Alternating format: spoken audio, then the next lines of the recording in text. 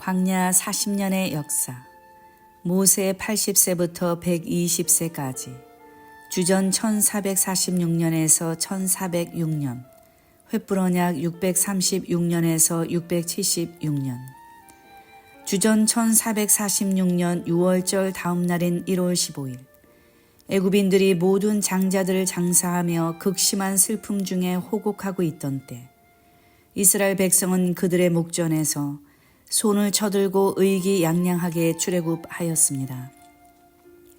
출애굽기 14장 8절 하반절에 그가 이스라엘 자손의 뒤를 따르니 이스라엘 자손이 담대히 나갔음이라 라고 말씀하고 있습니다. 하나님의 크신 권능으로 출애굽한 이후 이어진 광야 40년 기간은 하나님의 크신 능력을 믿지 못하고 가나안에 들어가기를 거부한 이스라엘 백성의 불순종과 하나님을 원망한 죄에 대한 징계의 기간이었으며, 더 나아가 이스라엘 백성이 가나안을 차지했을 때 하나님의 백성답게 살아가게 하시려는 연단의 기간이기도 하였습니다. 이스라엘 백성은 40년 내내 무수히 하나님을 거스르며 끝없이 불평하고 은혜를 배신하면서 하나님의 마음을 근심케 하였고 깊은 슬픔을 안겨주었습니다. 그러나 하나님께서는 크신 진노 중에도 한없는 자비와 긍휼을 베푸시고 사람이 자기 아들을 안음같이 행로 중에 그들을 안으사 가나안 땅을 향해 전진하도록 인도해 주셨습니다. 이것은 하나님께서 아브라함과 그 언약된 거룩한 말씀을 기억하셨기 때문입니다. 이스라엘 백성의 광야 40년 노정은 오늘날 광야 교회 성도들의 신앙 노정에 참된 경계와 거울이 되고 있습니다. 민수기 33장에 압축된 40년 광야 노정. 민수기 33장에서 36장은 광야 40년 노정을 종결 지으면서 지금까지의 출애굽 역사와 광야 여정을 회고하고 율법을 보완하며 미래의 가나안 정복 사업에 대한 하나님의 명령이 주어지는 내용입니다. 특별히 민수기 33장은 광야 40년 동안에 41번 진쳤던 방대한 노정을 시간 순서대로 압축하여 기록하고 있습니다. 여호와의 명대로 기록. 모세는 민수기 33장에 기록된 41번 진을 쳤던 지명들이 여호와의 명대로 기록된 것임을 강조하였습니다. 민수기 33장 2절 말씀. 모세가 여호와의 명대로 그 노정을 따라 그 진행한 것을 기록하였으니 그 진행한 대로 그 노정은 이러하니라. 영어 성경 King James Version. And Moses wrote their goings out according to their journeys by the commandment of the Lord. And these are their journeys according to their goings out. 모세는 진쳤던 장소를 기록하면서 이스라엘 백성의 불순종과 그로 말미암은 하나님의 진노와 심판, 백성과의 갈등과 눈물, 이 모든 배신 배역의 역사 속에서도 끝없이 임마누엘의 은총을 베풀어 주셨던 광야의 노정을 생생하게 회고했을 것입니다. 그 길을 지나온 모세와 백성에게는 영원히 잊을 수 없는 불멸의 추억이 담긴 곳입니다. 그곳들은 모두 하나님께서 친히 앞서서 찾아주신 장소였습니다. 그래서 민수기 10장 33절에서는 하나님의 임재를 나타내는 하나님의 언약궤가 이스라엘 백성보다 3일길 앞서 행하며 그들의 쉴 곳을 찾아주셨다고 말씀하고 있습니다. 이렇게 하나님께서 친히 찾아주신 지명 속에는 분명 그곳에서 일어난 사건들과 구속사적 교훈이 내포되어 있을 것입니다. 그 노정을 따라 그 진행한 것을 기록. 민수기 33장 2절 표준 세번역 말씀. 모세는 주의 명에 따라 머물렀다가 떠난 출발지를 기록하였다. 머물렀다가 떠난 출발지는 다음과 같다. 민수기 33장에는 바이수오, 바야하누, 곧 어디에서 발행하여 어디에 진쳤고 라는 말이 41회 나옵니다. 광야에서 진을 치고 거두고 진행하는 일을 이렇게 41번이나 반복하였던 것입니다. 모세가 진쳤던 그 지명들을 기록하되 다른 곳에서 언급한 곳이 없는 생소한 지명까지도 상세하게 모두 기록한 것은 이유가 있습니다. 첫째, 광야 40년 행군이 실제 역사적 사실임을 보여주기 위해서입니다. 훗날 이스라엘 백성은 광야에서 장막 쳤던 이를 기념하여 여호수아 때 그들이 정복한 가나안 땅에서 초막절을 지켰고 그 후 바벨론 포로 생활을 마치고 돌아와 온 백성이 초막을 짓고 그 안에 거하면서 초막절을 지켰습니다. 둘째, 이스라엘의 많은 실패와 범죄에도 불구하고 택한 자기 백성을 끝까지 포기하지 않고 구원하시려는 하나님의 뜨거운 사랑을 기억하게 하려는 것입니다. 사람이 살 수 없는 죽음의 땅 광야였지만 곳곳마다 하나님의 관심과 보호 속에 부족함이 없는 40년이었습니다. 실로 언약한 바를 성취하시는 하나님의 신실하신 사랑입니다. 셋째, 광야 1세대가 불신의 결과 가나안 땅에 입성하지 못한 사실을 밝힘으로써 광야 2세대에게 하나님을 온전히 신뢰해야만 가나안 정복과 그 땅에서의 정착이 가능하다는 것을 깨우쳐 주고자 하였습니다. 시편 78편 8절 말씀.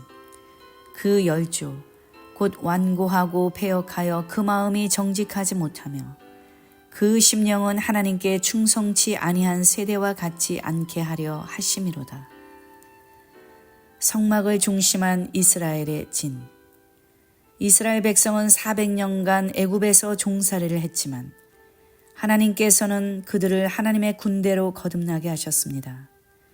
그래서 출애굽을 할 때에 오합지졸로 나선 것이 아니라 모세와 아론의 관할하에 항우를 지어 군대처럼 나오게 하셨습니다.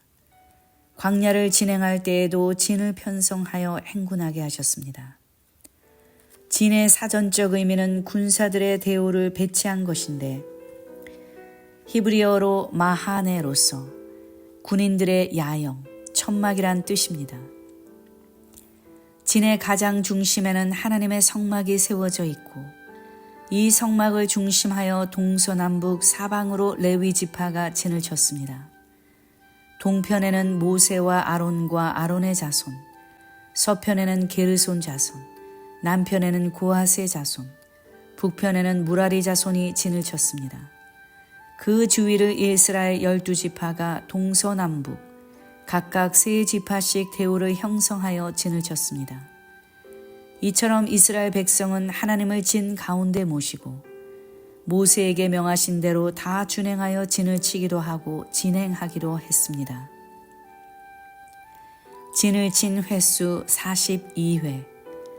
출애굽하여 최초로 진을 친 숫곳으로부터 마지막으로 진을 친 길갈까지 총 42회 진을 쳤습니다.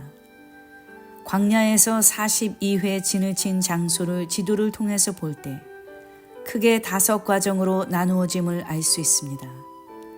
첫 번째, 라암셋에서 발행하여 시내 광야 전까지의 여정. 이 기간에 이스라엘 백성은 10번 진을 쳤습니다. 출애굽 1년 1월 15일에 라암셋에서 발행하였으며 출애굽 1년 3월에 시내 광야에 이르렀습니다. 두 번째, 시내 광야에서 림마, 즉 가데스 바네아 전까지의 여정. 이 기간에 이스라엘 백성은 3번 진을 쳤습니다. 시내산에서 약 1년 정도 머물렀고 시내 광야를 떠난 것은 출애굽 2년 2월 20일이었습니다. 시내산에서 가데스 바네아까지는 10하루길인데 실제로는 다베라, 기브롯 핫다와 하세롯에서 일어났던 사건들을 종합해보면 200만 명이 넘는 이스라엘 백성은 이보다 훨씬 더 걸렸을 것입니다. 세 번째, 림마, 즉 가데스 바네아에서 다시 가데스로 돌아오기 전까지의 여정. 이 기간에 이스라엘 백성은 18번 진을 쳤습니다. 민수기 20장 1절을 볼 때 가데스에 다시 도착한 것은 출애굽 40년 정월이었습니다. 그러므로 이스라엘 백성은 가데스 근처인 림마에서 떠나서 다시 가데스로 되돌아오기까지 약 38년이 걸린 것입니다. 네 번째, 가데스에서 세레시네까지의 여정. 이 기간에 이스라엘 백성은 6번 진을 쳤습니다. 이 노종 중에 아론은 호르산에서 출애굽 40년 5월 1일에 죽었습니다. 세레시네는 제1차로 계수된 군인 60만 3,550명 가운데 여호수아와 갈렙을 제외하고 죽지 않고 남아있던 자들이 하나님의 손으로 치신 특별한 심판에 의해 멸절당했던 분기점이었습니다. 다섯 번째, 세레시네를 건너 길갈까지의 여정. 이 기간에 이스라엘 백성은 5번 진을 쳤습니다. 광야 제2세대는 전쟁에서 승승장구하며 마침내 요단강을 건너 가나안에 들어가 길갈의 42번째 감격스러운 마지막 진을 쳤습니다. 광야 40년의 역사. 모세 80세부터 120세까지, 주전 1446년에서 1406년, 횃불언약 636년에서 676년, 주전 1446년 6월절 다음 날인 1월 15일, 애굽인들이 모든 장자들을 장사하며 극심한 슬픔 중에 호곡하고 있던 때, 이스라엘 백성은 그들의 목전에서 손을 쳐들고 의기양양하게 출애굽하였습니다. 출애굽기 14장 8절 하반절에 그가 이스라엘 자손의 뒤를 따르니 이스라엘 자손이 담대히 나갔음이라 라고 말씀하고 있습니다. 하나님의 크신 권능으로 출애굽한 이후 이어진 광야 40년 기간은 하나님의 크신 능력을 믿지 못하고 가나안에 들어가기를 거부한 이스라엘 백성의 불순종과 하나님을 원망한 죄에 대한 징계의 기간이었으며, 더 나아가 이스라엘 백성이 가나안을 차지했을 때 하나님의 백성답게 살아가게 하시려는 연단의 기간이기도 하였습니다. 이스라엘 백성은 40년 내내 무수히 하나님을 거스르며 끝없이 불평하고 은혜를 배신하면서 하나님의 마음을 근심케 하였고 깊은 슬픔을 안겨주었습니다. 그러나 하나님께서는 크신 진노 중에도 한없는 자비와 긍휼을 베푸시고 사람이 자기 아들을 아음같이 행로 중에 그들을 안으사 가나안 땅을 향해 전진하도록 인도해 주셨습니다. 이것은 하나님께서 아브라함과 그 언약된 거룩한 말씀을 기억하셨기 때문입니다. 이스라엘 백성의 광야 40년 노정은 오늘날 광야 교회 성도들의 신앙 노정에 참된 경계와 거울이 되고 있습니다. 민수기 33장에 압축된 40년 광야 노정. 민수기 33장에서 36장은 광야 40년 노정을 종결 지으면서 지금까지의 출애굽 역사와 광야 여정을 회고하고 율법을 보완하며 미래의 가나안 정복 사업에 대한 하나님의 명령이 주어지는 내용입니다. 특별히 민수기 33장은 광야 40년 동안에 41번 진쳤던 방대한 노정을 시간 순서대로 압축하여 기록하고 있습니다. 여호와의 명대로 기록. 모세는 민수기 33장에 기록된 41번 진을 쳤던 지명들이 여호와의 명대로 기록된 것임을 강조하였습니다. 민수기 33장 2절 말씀. 모세가 여호와의 명대로 그 노정을 따라 그 진행한 것을 기록하였으니 그 진행한 대로 그 노정은 이러하니라. 영어 성경 King James Version. And Moses wrote their goings out according to their journeys by the commandment of the Lord. And these are their journeys according to their goings out. 모세는 진쳤던 장소를 기록하면서 이스라엘 백성의 불순종과 그로 말미암은 하나님의 진노와 심판, 백성과의 갈등과 눈물, 이 모든 배신 배역의 역사 속에서도 끝없이 임마누엘의 은총을 베풀어 주셨던 광야의 노정을 생생하게 회고했을 것입니다. 그 길을 지나온 모세와 백성에게는 영원히 잊을 수 없는 불멸의 추억이 담긴 곳입니다. 그곳들은 모두 하나님께서 친히 앞서서 찾아주신 장소였습니다. 그래서 민수기 10장 33절에서는 하나님의 임재를 나타내는 하나님의 언약궤가 이스라엘 백성보다 3일길 앞서 행하며 그들의 쉴 곳을 찾아주셨다고 말씀하고 있습니다. 이렇게 하나님께서 친히 찾아주신 지명 속에는 분명 그곳에서 일어난 사건들과 구속사적 교훈이 내포되어 있을 것입니다. 그 노정을 따라 그 진행한 것을 기록. 민수기 33장 2절 표준 세번역 말씀. 모세는 주의 명에 따라 머물렀다가 떠난 출발지를 기록하였다. 머물렀다가 떠난 출발지는 다음과 같다. 민수기 33장에는 바이수오, 바야하누, 곧 어디에서 발행하여 어디에 진쳤고 라는 말이 41회 나옵니다. 광야에서 진을 치고 거두고 진행하는 일을 이렇게 41번이나 반복하였던 것입니다. 모세가 진쳤던 그 지명들을 기록하되 다른 곳에서 언급한 곳이 없는 생소한 지명까지도 상세하게 모두 기록한 것은 이유가 있습니다.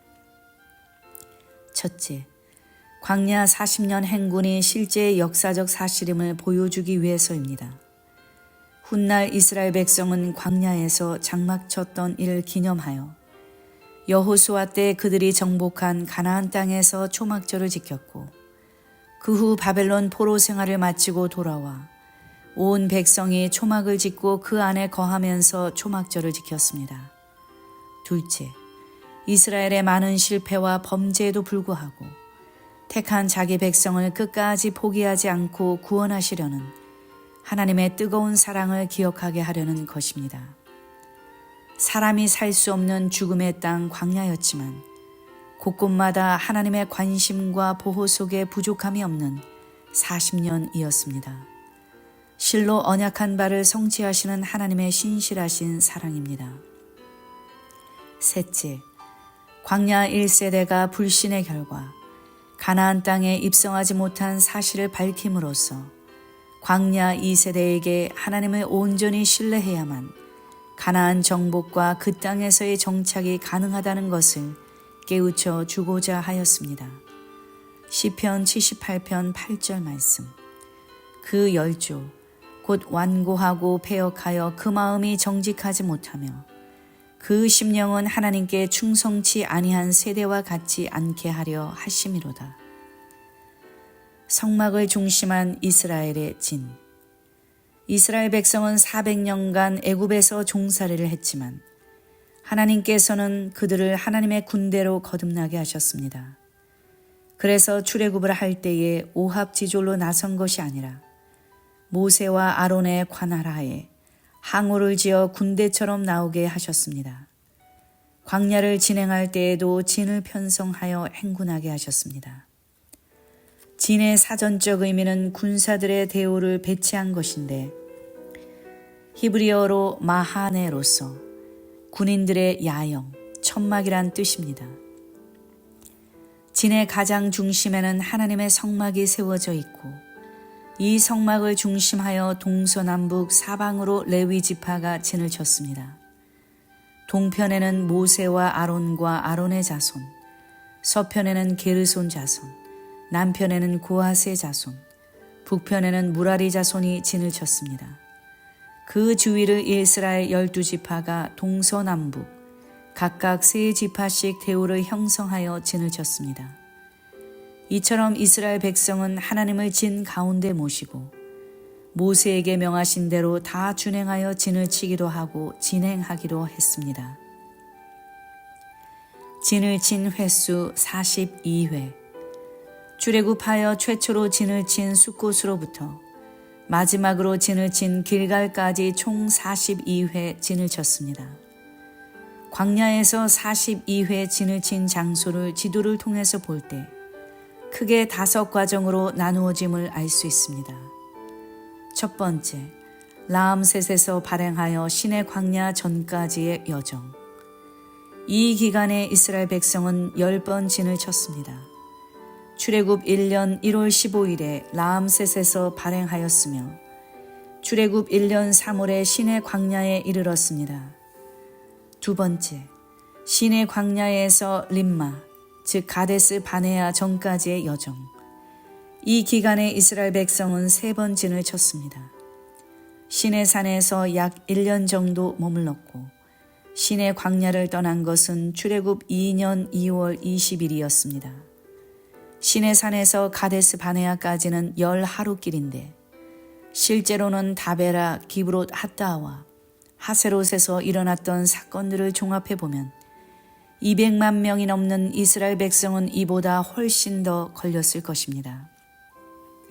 세 번째, 림마, 즉 가데스 바네아에서 다시 가데스로 돌아오기 전까지의 여정. 이 기간에 이스라엘 백성은 18번 진을 쳤습니다. 민수기 20장 1절을 볼 때 가데스에 다시 도착한 것은 출애굽 40년 정월이었습니다.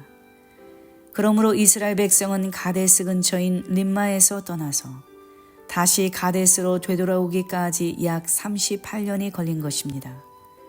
네 번째, 가데스에서 세레시네까지의 여정. 이 기간에 이스라엘 백성은 6번 진을 쳤습니다. 이 노종 중에 아론은 호르산에서 출애굽 40년 5월 1일에 죽었습니다. 세레시네는 제1차로 계수된 군인 60만 3,550명 가운데 여호수아와 갈렙을 제외하고 죽지 않고 남아있던 자들이 하나님의 손으로 치신 특별한 심판에 의해 멸절당했던 분기점이었습니다. 다섯 번째, 세레시네를 건너 길갈까지의 여정. 이 기간에 이스라엘 백성은 5번 진을 쳤습니다.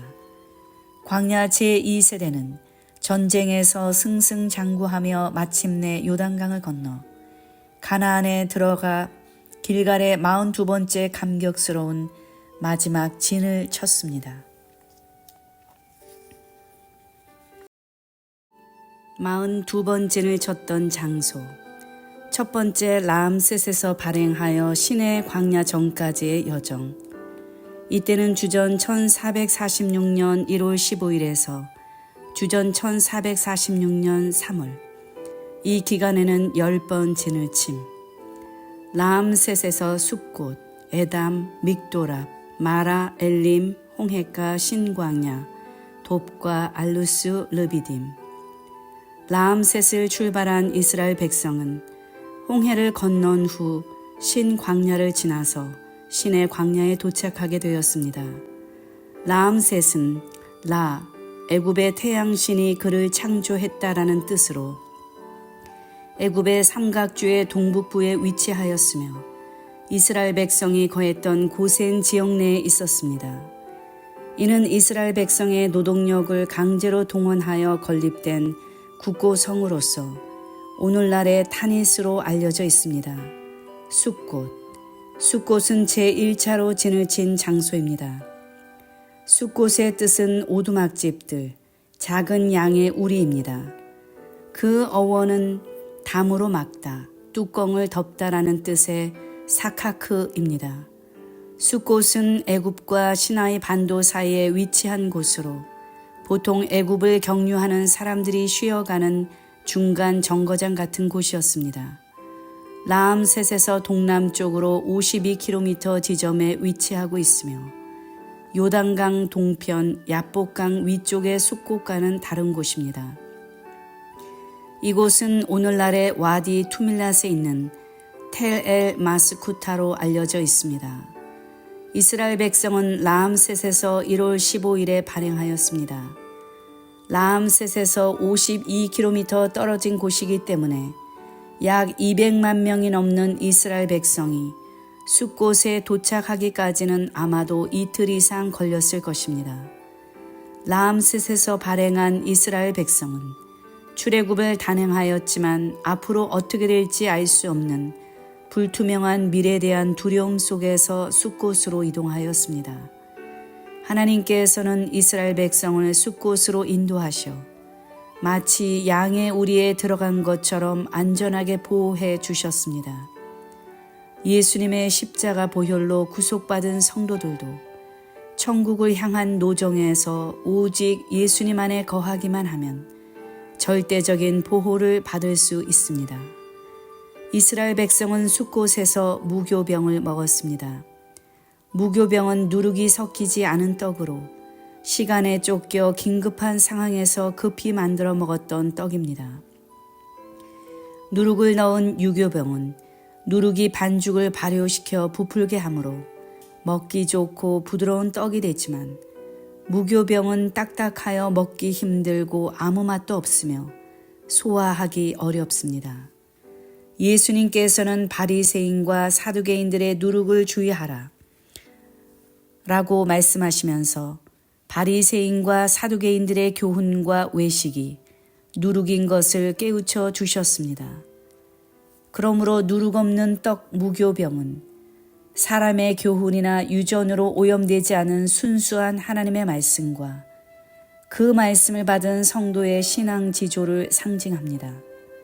숫곳에서 무교병을 먹이신 것은 오늘날 죄악 세상에서 탈출하여 천국 행군을 시작하는 성도들이 묵은 누룩, 괴악하고 악독한 누룩 같은 세상적인 교훈과 외식을 내어버리고 순전하고 진실하신 하나님의 말씀만을 받고 신앙의 지조를 지켜야 할 것을 교훈합니다. 에담은 제2차로 진을 친 장소입니다. 에담의 뜻은 성벽, 방벽입니다. 애굽어에서 유래한 단어로 그들과 함께라는 의미도 있습니다. 때로 에담은 수루 광야를 가리키는 넓은 의미로 사용되기도 하였습니다. 애굽 동편 국경선에 위치한 지역으로 숫곳으로부터 약 하루길입니다. 에담은 광야 끝으로 불리었는데 이는 광야 40년 광야 생활을 시작하는 첫 출발지이기도 합니다. 이곳은 오늘날 광활한 와디 투밀랏의 동쪽 끝 근방입니다. 구름 기둥과 불 기둥이 처음으로 나타난 곳입니다. 에담의 뜻처럼 하나님께서는 광야 40년 동안 구름 기둥과 불 기둥으로 이스라엘 백성에게 성벽과 방벽이 되어 주셨습니다. 이스라엘 백성이 진행한 광야는 낮에는 뜨거운 태양이 장렬하는 곳이요 밤에는 살을 애는 듯한 무서운 추위가 엄습하는 곳입니다. 그러나 낮에는 구름 기둥이 시원한 그늘을 만들어 덥지 않게 해주었으며 밤에는 불 기둥이 난방장치 역할을 해서 춥지 않게 해주었습니다.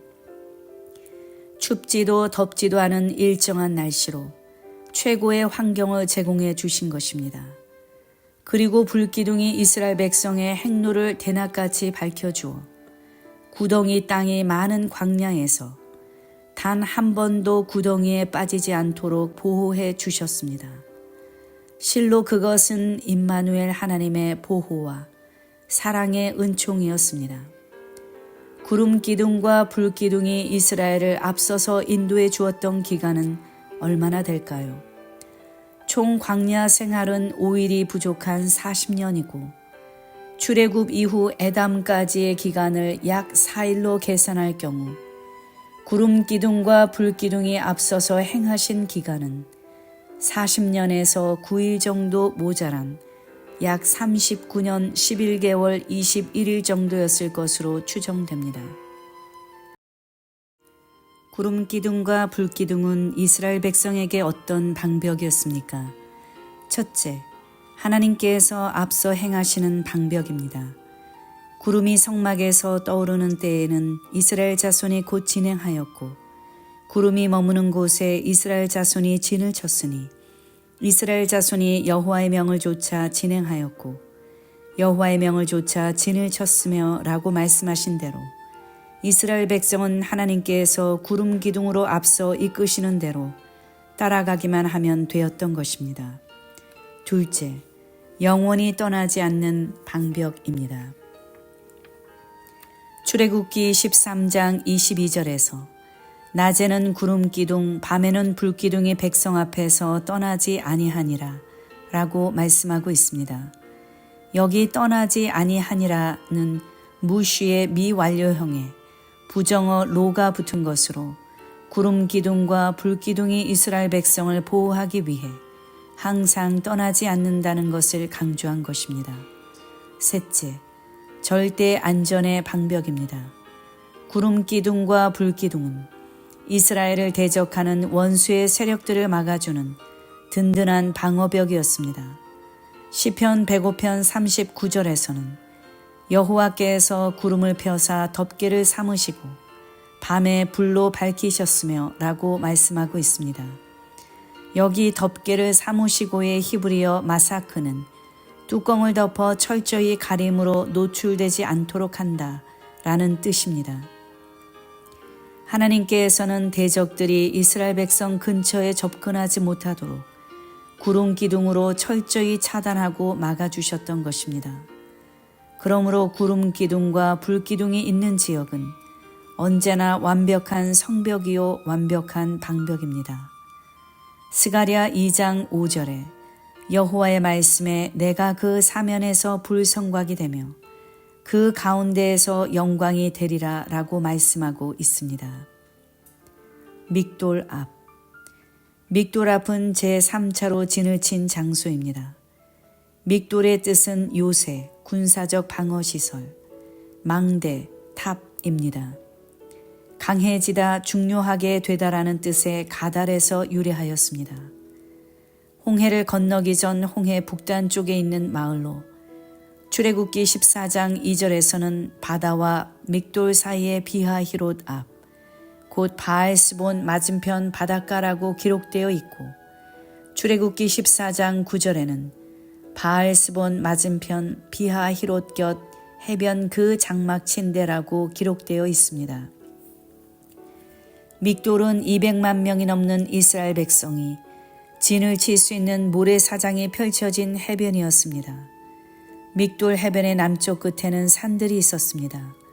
이 산들은 이스라엘 백성이 애굽 군의 동정을 살피는데 매우 용이한 장소여서 요새나 망대라는 뜻을 가진 믹돌이란 지명이 여기서 유래된 것입니다. 홍해를 건너기 바로 직전에 하나님께서는 치밀한 계획 속에 이스라엘 백성을 명하여 돌쳐서 믹돌 앞으로 나아가게 인도하셨습니다. 애굽 군대는 특별병거 600승뿐 아니라 애굽의 모든 병거를 동원했으며 장관들이 그것을 다 거느렸습니다.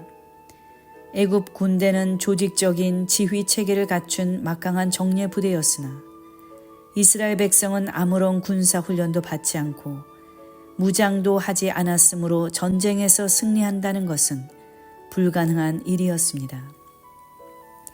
하나님께서는 믹돌 앞에서 홍해의 기적을 통해 강력한 애굽 군대의 손에서 이스라엘 백성을 구원하셨습니다. 첫째, 하나님께서는 하나님의 사자와 구름 기둥이 이스라엘 진 뒤로 옮기게 하셨습니다. 출애굽기 14장 19절과 20절에서 이스라엘 진 앞에 행하던 하나님의 사자가 옮겨 그 뒤로 행함에 구름 기둥도 앞에서 그 뒤로 옮겨 애굽 진과 이스라엘 진 사이에 이르러 서니 저편은 구름과 흑암이 있고 이편은 밤이 광명함으로 밤새도록 저편이 이편에 가까이 못하였더라 라고 말씀하고 있습니다. 하나님께서는 도저히 앞이 보이지 않을 정도로 애굽 진을 캄캄하게 만드심으로 홍해가 갈라지고 마른 땅이 열리는 동안 애굽 군대가 이스라엘을 공격하지 못하도록 요새가 되어 주셨습니다. 둘째, 큰 동풍으로 홍해를 가르셨습니다. 모세가 홍해 바다 위로 지팡이를 들고 손을 내어 밀자 하나님께서는 큰 동풍으로 밤새도록 홍해가 갈라지게 하셨습니다. 현대 과학자들에 의하면 홍해가 갈라지려면 최소한 시속 240마일의 바람이 불어야 한다고 합니다. 이렇게 엄청난 큰 동풍이 불었음에도 불구하고 이스라엘 백성이 갈라진 홍해 사이를 안전하게 지날 수 있었던 것은 하나님의 각별한 도우심이었습니다. 홍해가 갈라진 것은 또한 하나님의 콧김과 꾸짖음의 역사였습니다. 출애굽기 15장 8절에서 주의 콧김에 물이 쌓이되 파도가 언덕같이 일어서고 큰 물이 바다 가운데 엉기니이다 라고 말씀하고 있습니다. 시편 106편 9절에서는 이에 홍해를 꾸짖으시니 곧 마름에 저희를 인도하여 바다 지나기를 광야를 지남 같게 하사 라고 말씀하고 있습니다. 셋째, 바닷물이 좌우의 벽이 되고 갈라진 땅은 마른 땅이 되게 하셨습니다. 출애굽기 14장 21절과 22절에서 물이 갈라져 바다가 마른 땅이 된지라 이스라엘 자손이 바다 가운데 육지로 행하고 물은 그들의 좌우의 벽이 되니 라고 말씀하고 있습니다. 그리하여 이스라엘 자손은 바다 가운데를 육지처럼 행하였습니다. 오랜 세월 물속에 잠겨있던 땅이 순식간에 마른 땅이 된다는 것은 놀라운 기적입니다. 또한 바닷물은 좌우의 벽이 되었는데 여기 벽은 히브리어로 호마로서 거대한 성벽을 가리키는 단어입니다. 하나님께서 바닷물을 성벽처럼 만드셔서 이스라엘을 지켜주셨던 것입니다. 이를 시편 78편 13절에서는 저가 바다를 갈라 물을 무더기같이 서게 하시고 저희로 지나게 하셨으며 라고 말씀하고 있습니다. 넷째, 애굽왕 바로와 바로의 군대를 홍해에 다 수장시키셨습니다. 이스라엘 백성이 마른 땅을 건너서 가자 애굽 군대가 그 뒤를 쫓아 바다 가운데로 들어왔습니다. 하나님께서는 애굽 군대를 보시고 그들을 어지럽게 하셨는데 여기 어지럽게는 히브리어 하맘으로서 혼란시키다, 당황하게 하다라는 뜻입니다. 공동 번역에서는 갈팡질팡하게 하다라고 번역하였습니다. 또한 하나님께서는 애굽 군대의 병거바퀴를 벗겨서 달리지 못하게 하심으로 이스라엘 백성을 추격하거나 도망가지 못하게 만드셨습니다. 주의 바람을 일으켜 바닷물을 합치시니 바닷물이 돌이켜 흐르면서 바로와 모든 애굽 군대를 덮어버려 바다에 들어간 바로의 군대는 하나도 남김없이 홍해에 수장되고 말았습니다. 이때 바로의 그 택한 장관들까지 홍해에 잠겼습니다. 택한 장관이라 함은 빼어난 장교들, 가장 우수한 장교들을 뜻합니다. 모세와 이스라엘 백성은 이 놀라운 은혜 앞에 하나님을 높이 찬양하였고 미리암과 모든 여인은 소고를 잡고 춤추며 화답하여 찬송하였습니다. 과연 하나님께서는 말씀하셨던 대로 바로와 그 모든 군대와 그 병거와 마병을 인하여 영광을 받으셨던 것입니다. 믹돌 앞에서 이스라엘 백성이 홍해를 마른 땅처럼 건넌 일과 애굽 군사가 바다에 모두 수장된 사건은 하나님 홀로 계획하시고 하나님께서 주권적으로 역사하신 극적인 대승리였습니다. 이스라엘 백성은 이 큰 일을 보고 비로소 여호와를 경외하고 여호와의 종 모세를 믿었다고 말씀하였습니다. 여호수아 때도 마찬가지로 요단강을 마른 땅처럼 건너는 큰 기적을 보고 그날부터 백성이 여호수아를 크게 보고 모세를 두려워한 것 같이 그를 두려워하기 시작하였습니다. 실로 이 역사는 믹돌 그 이름처럼 하나님만이 우리의 피할 망대가 되시며 의지할 견고한 요새이심을 만천하에 공포하며 깨우쳐 주신 구원의 큰 사건이었습니다. 마라는 제4차로 진을 친 장소입니다. 마라의 뜻은 쓴맛입니다. 그 어원은 쓰다, 상하다, 슬프다라는 뜻을 가진 마라르입니다. 홍해연 수에즈 남동쪽 72km 지점으로 에담을 지나 홍해를 건넌 직후 수루 광야로 3일길을 들어가 지친 곳입니다. 오늘날의 아인 하와라로 알려져 있습니다. 출애굽한 이스라엘 백성은 수루 광야로 들어와서 사흘길을 걸었으나 물이 없어서 목마름에 시달렸습니다. 물 한 방울 없이 황무지를 헤매다가 마라에 이르러 수원지를 발견했지만 물이 써서 먹을 수 없게 되자 이스라엘 백성은 모세를 원망하였습니다. 하나님께서는 마라의 쓴 물 앞에서 모세가 부르짖으며 기도할 때 나무 한 그루를 지시해 주셨고 모세가 그 나무를 마라의 쓴 물에 던지자 물이 달아졌습니다. 식순환을 기적적으로 해결하신 후 하나님께서는 출애굽 이래 처음으로 법도 즉 호크 생활 일반법과 율례 미시파트 재판법을 주시고 그 순종 여부를 시험하셨습니다. 애굽의 노예 생활에 익숙해진 과거의 죄악된 습관들을 청산하고 이스라엘 백성이 하나님께서 명하시는 법도와 율례를 귀 기울여 듣고 순종하면 여호와 라팟 치료하는 여호와가 되어 주시겠다고 약속하셨습니다. 인생 여정에서 만나는 고난, 상처, 시련 같은 쓴 물은 생명나무이신 예수님을 통해서만 단물로 바뀔 수 있습니다. 엘림은 제5차로 진을 친 장소입니다. 엘림은 힘, 나무라는 뜻의 히브리어 아일의 복수형입니다. 그러므로 엘림은 나무들, 큰 나무들이라는 뜻입니다. 마라와 신광야 사이의 주요 도로를 따라 흐르는 와디 주위의 오아시스 지대였습니다. 생수를 발견한 첫 번째 지역입니다. 마라의 남쪽 약 10km 지점이며 오늘날의 와디 가란델로 알려져 있습니다. 엘림은 개울과 샘이 많은 오아시스로서 물샘 12과 종려나무 70주가 있었습니다. 종려나무는 키가 27m 이상 자라며 나무의 맨 위에는 깃털 모양으로 된 여러 개의 잎이 피고 그 잎의 길이는 약 2.7m입니다. 이스라엘 백성은 풀 한 포기도 구경할 수 없고 물 한 방울 나오지 않는 메마른 광야에서 이곳에 도착했을 때 탄성을 지르며 목을 죽였고 출애굽한 이래 처음으로 긴장과 피곤을 풀고 안식을 취했을 것입니다. 쓴 물이 단물로 바뀌는 은혜를 베푸신 후에 하나님은 이스라엘 백성을 모처럼 충분히 쉴 수 있는 엘림으로 인도하셨습니다.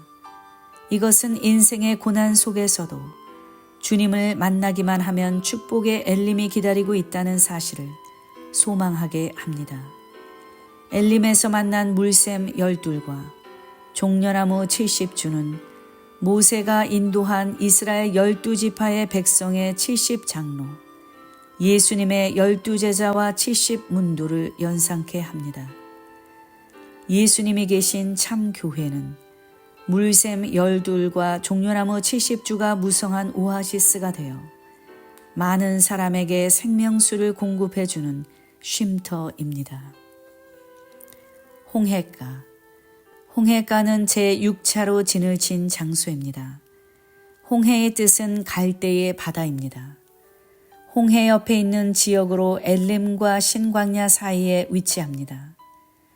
출애굽기에는 홍해가에 대한 기록이 없지만 민수기 33장 10절에는 엘림에서 발행하여 홍해가에 진쳤고라고 정확하게 기록되어 있습니다. 아마도 이스라엘이 홍해로 흘러드는 어느 개울을 통과하였기 때문에 붙여진 명칭으로 여겨집니다. 이스라엘 백성은 출애굽한 이래 식량이 점점 떨어지게 되었습니다. 다음에 진을 친 신광야에서 양식이 없어 줄여 죽는다고 원망한 것을 볼 때 홍해가에서 양식은 거의 떨어져 갔을 것입니다. 이스라엘 백성은 양식에 대한 염려와 불안 속에서 불신이 싹트면서 마음이 갈대처럼 흔들렸을 것입니다. 갈대는 습지나 물가에서 자라는 다년생 풀로서 키는 2-3m 정도 되며 줄기는 속이 비어 있고 마디로 연결되어 있으며 곧고 단단합니다. 그러나 지팡이로 쓰기에는 힘이 없고 약하여 물속에서 바람에 쉽사리 흔들립니다. 이러한 이유로 갈대는 흔히 연약성을 상징합니다. 하나님께서는 이스라엘 백성에게 상한 갈대 지팡이 같은 애굽을 의지하지 말라라고 말씀하셨습니다. 애굽이 강한 것처럼 보일지라도 하나님께서 보실 때에는 아무런 힘도 없는 상한 갈대에 불과하기 때문입니다. 보이는 세상의 세력을 의지하면 아무런 유익이 없고 크나큰 수치와 치욕스러운 일을 당하게 됩니다. 살아계신 하나님으로부터 얻는 힘만이 부러지지 않는 강력한 힘입니다. 주께 힘을 얻는 자는 복이 있습니다. 신광야. 신광야는 제7차로 진을 친 장소입니다. 신광야에서 신의 뜻은 가시잡목, 습지, 점토입니다. 수르광야의 동남쪽이며 엘림과 시내산 사이에 위치하고 있습니다. 애굽의 동편 변경 도시입니다. 신광야에 도착한 것은 출애굽한 후 한 달이 지난 출애굽 원년 2월 15일입니다. 이스라엘 백성은 출애굽의 기적을 체험하였으나 곧바로 하나님의 사람 모세와 아론을 원망하였습니다. 하나님께서는 하늘 양식 만나를 공급해 주시기 시작하였습니다. 한 사람이 거둘 수 있는 분량은 한 오멜씩, 즉 2.34리터였고 만나가 내린 기간은 출애굽한 지 한 달 후부터 시작하여 출애굽 41년 1월 15일까지 39년 11개월 동안입니다. 이스라엘 백성은 육신의 식량이 떨어져 갈 때 그들의 입에서 신이라는 이름처럼 가시 같은 소리가 나왔습니다. 하나님이 광야에서 능히 식탁을 준비하시랴. 하나님이 과연 자기 백성에게 떡을 주실 수 있으랴. 라고 하나님을 대적하였습니다.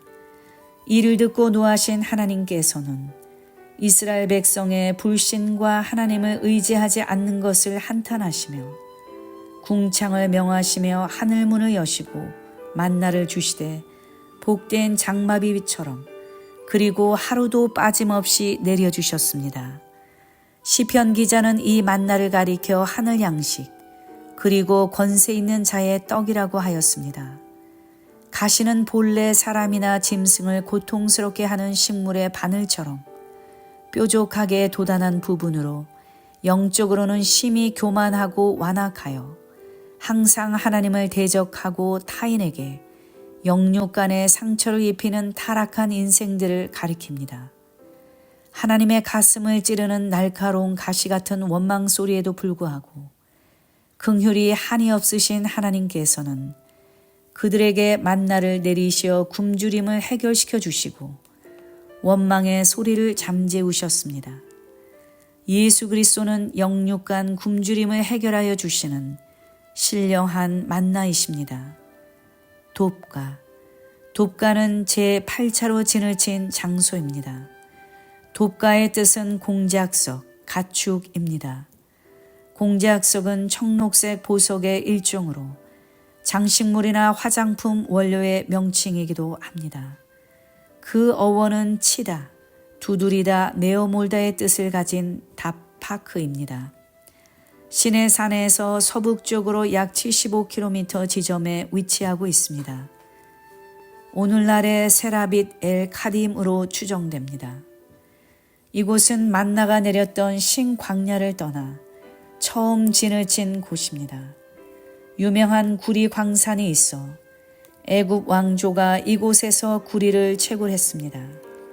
이스라엘 백성은 신광야에서 처음으로 만나를 먹으면서 최소한 일주일 이상 머무른 것으로 추정됩니다. 그들은 신광야에서 만나가 매일 내리다가 제6일에는 2배로 내리는 것과 그날에는 각 사람이 갑절로 거두었어도 냄새가 나지 않고 벌레도 생기지 않는 것과 제7일에는 전혀 내리지 않는 것을 체험하였습니다. 거기서 자신들의 불신과 불순종을 책망받으며 제7일에 안식하는 법을 배우게 됩니다. 그리고 하나님께서는 이스라엘 백성에게 만나를 오멜에 채워서 너희 대대 후손을 위해 간수하라 라고 명령하시고 아론에게는 항아리를 가져다가 그 속에 만나 한 오멜을 담아 여호와 앞에 두어 너희 대대로 간수하라 라고 말씀하셨습니다. 하나님께서는 하늘 양식 만나를 먹기 시작하여 상당히 오랫동안 신 광야에 머물러 안주하려 하는 이스라엘 백성을 돕가의 어원에 나타난 뜻처럼 내어 몰듯 다급하게 이동시키신 것으로 보입니다. 예수님께서는 오병이어의 기적을 일으키신 후에 제자들을 재촉하사 배를 타고 건너편으로 가게 하셨던 적이 있습니다. 여기서 재촉하사는 헬라어로 아낭카조로서 몰아가다, 강요하다라는 뜻입니다. 예수님께서는 군중들이 예수님을 정치적인 메시아로 인정하여 억지로 세상의 왕으로 세우려는 것을 아시고 제자들이 거기에 휩쓸리지 않도록 재빨리 군중들과 분리하신 것입니다. 이처럼 하나님께서 이해할 수 없을 만큼 재촉하듯 몰아가실 때에는 분명히 하나님의 숨은 사랑의 섭리가 깃들여 있습니다. 알루스는 제9차로 진을 친 장소입니다. 알루스의 뜻은 사람들의 무리, 거친 땅, 나는 반죽할 것이다 입니다. 돕가에서 르비딤 쪽으로 약 18km 떨어진 지점이며 오늘날의 와디 엘 에쉬시로 추정됩니다. 알루스의 뜻 가운데 거친 땅이란 뜻이 있습니다. 알루스는 지형적으로 땅이 거칠었으며 매일 똑같은 만나를 똑같은 방법으로 먹던 이스라엘 백성의 마음 상태도 거칠어져 있었을 것입니다. 만나는 신광야에서 처음 내리기 시작하여 돕가와 알루스의 그 장소를 옮겨 진을 쳤을 때에도 진 사방으로 정확하게 내렸습니다. 처음에는 이 만나를 조리하지 않고 내려주신 그대로 먹었습니다. 그 맛은 꿀 섞은 과자 같았습니다. 그러나 만나가 내리기 시작한 지 6일째 되는 날에는 하나님께서 구울 것은 굽고 삶을 것은 삶아 간수하라 라고 하시면서 만나의 조리 방법을 가르쳐 주셨습니다. 민수기 11장 8절에서는 백성이 두루 다니며 그것을 거두어 맷돌에 갈기도 하며 절구에 찢기도 하고 가마에 삶기도 하여 과자를 만들었으니 그 맛이 기름 섞은 과자 맛 같았더라 라고 말씀하고 있습니다. 기름 섞은이라는 표현은 히브리어로 쉐멘으로서 밀가루를 반죽할 때 사용하는 감람류를 뜻합니다. 이것은 이스라엘 백성이 만나를 감람류와 섞어서 반죽하여 과자를 만들어 먹었음을 나타냅니다. 민수기 11장 8절에 만들었으니라는 단어는 동사의 완료형으로서 민수기 11장의 배경이 되는 다베랴 이전부터 만나를 반죽하여 조리하여 왔음을 의미합니다. 나는 반죽할 것이다 라는 알루스의 뜻을 볼 때 아마도 만나를 기름과 섞어 반죽하고 조리하기 시작한 장소는 알루스일 것으로 추정됩니다. 비록 이스라엘 백성이 만나를 반죽하였지만 만나를 내려주시고 그 만나의 요리법까지 가르쳐 주신 분은 하나님이십니다. 우리 인생의 모든 것은 하나님의 섭리의 손길을 통해서 빚어집니다. 그러므로 우리는 내 인생은 주의 손에 달려 있습니다. 라고 겸손히 의지하는 신앙을 가져야 할 것입니다. 르비딤은 제10차로 진을 친 장소입니다. 르비딤의 뜻은 평야, 쉬는 곳, 휴식처입니다. 등불, 횃불이라는 뜻의 레피딤에서 유래하였습니다. 시내산 북서쪽 20km 지점에 있는 아름다운 오아시스입니다. 신광야와 시내광야 사이에 위치한 땅입니다. 오늘날의 와디 피란으로 알려지고 있습니다. 르비딤은 원래 물이 풍성한 곳이었는데 이스라엘 백성이 도착할 당시에는 물이 말라버린 극심한 가뭄에 직면하게 되었습니다. 마라에서는 물이 있었으나 써서 마시지 못하였고 르비딤에서는 분명 물이 있어야 할 곳인데 물이 없으므로 백성의 실망이 컸습니다. 식수 문제로 인하여 백성의 원망은 커졌고 결국 모세와 다투고 모세에게 돌질을 하려는 상황에까지 갔습니다. 심지어 이스라엘 백성은 여호와께서 우리 중에 계신가 아닌가라고 하여 하나님과 다투고 하나님을 시험하기까지 하였습니다.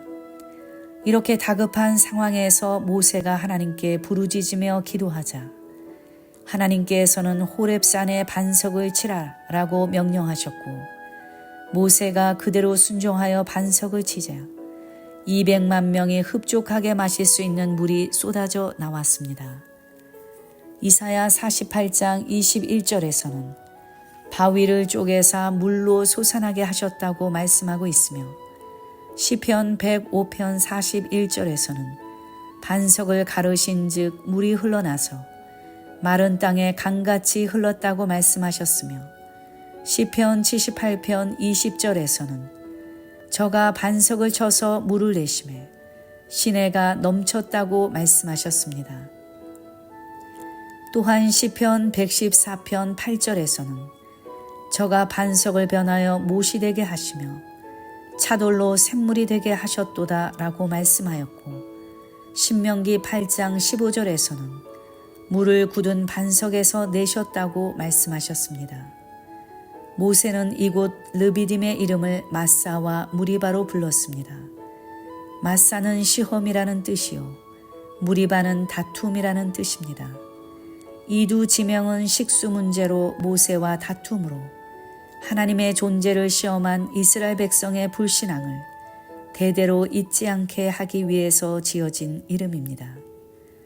불신으로 말미암은 암울한 사건 직후에 이스라엘은 아말렉의 기습 공격을 받게 됩니다.